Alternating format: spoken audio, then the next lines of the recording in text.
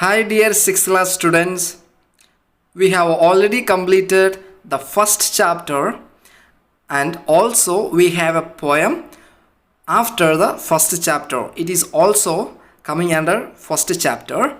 So today we will be learning the first chapter with the explanation of each paragraphs. So we have 4 paragraphs in this poem and we will be learning how to pronounce each words and the explanation of the each paragraphs so that it will be very clear for you. And also if you have any doubt you can ask, I will be clearing it. So let's start the poem. Hey everybody, welcome to Beaming Notes, and today we're going to look at the summary of the poem Daffodils by William Wordsworth. I wandered lonely as a cloud that floats on high over vales and hills, when all at once I saw a crowd, a host of golden daffodils, beside the lake beneath the trees, fluttering and dancing in the breeze. Summary, stanza 1. Here's a brief summary of daffodils. Once the poet was wandering pointlessly beside a lake. He was all alone to wander freely, akin to a patch of clouds floating in the sky, over the valleys and the hill.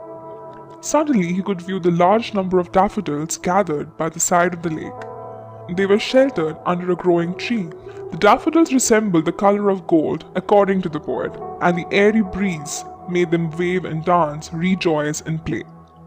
The poet, however, could not estimate their number as they spread along extensive sides of the lake. Daffodils is a commonly grown flower. The line, a host of golden daffodils, needs a special mention since it unveils the poet's thoughts. Wordsworth associated the color of richness, which was gold, to this common flower.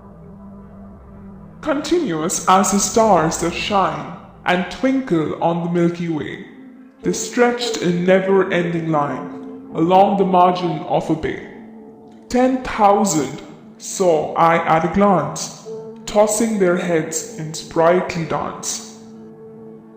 Summary, stanza 2. They resemble akin to innumerable shining stars that one could see in the night sky in form of Milky Way. As the poet made an instant glance, he could see the myriad of daffodils waving their heads as if they were rejoicing and dancing out of alacrity. The waves beside them danced, but they outdid the sparkling waves in glee. A poet could not but be gay in such a jocund company. I gazed and gazed, but little thought what wealth the show to me had brought. Summary, stanza 3.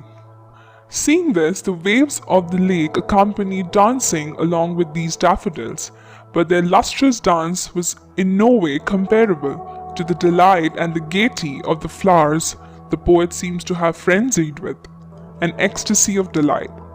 He realized that a poet who was susceptible to natural grace could not help but feel happy in the presence of such gay and beautiful flowers.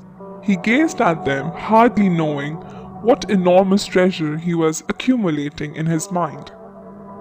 For oft when on my couch I lie, in vacant or in pensive mood, they flash upon that inward eye, which is the bliss of solitude, and then my heart with pleasure fills and dances with the daffodils. Summary, stanza 4. That vista was impregnated in the poet's mind for an everlasting time.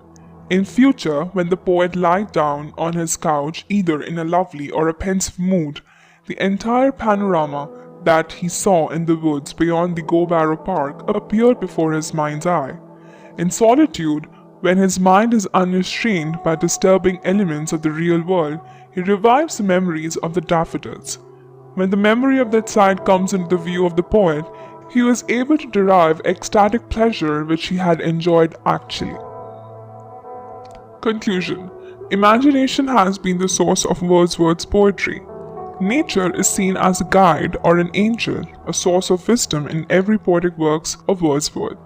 Simplicity, mysticism, spontaneity, and individual freedom forms the keynote of Wordsworth's poem.